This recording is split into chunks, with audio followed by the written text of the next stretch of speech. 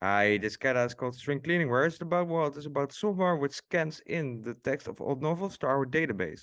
At first, it seems to work okay, but then we notice that it throws in a lot of numbers at random places. What do we have to do? Well, we have to remove the numeric characters and return a string. Nothing more than that. Let's go. Well, here we are. Here we have an example.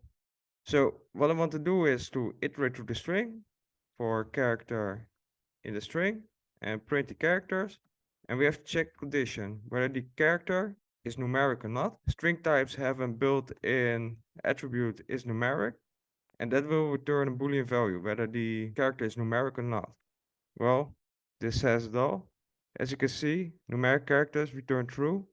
All the other characters, like spaces or letters, return false.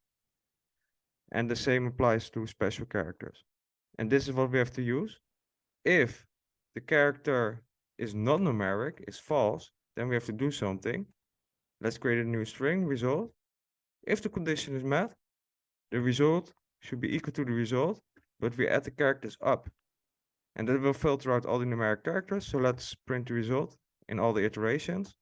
Yeah, that looks okay. Let's return it outside the loop. Is this the same? In other words, is this the expected result? True. Okay. And can we capture this in one line? Yeah, of course.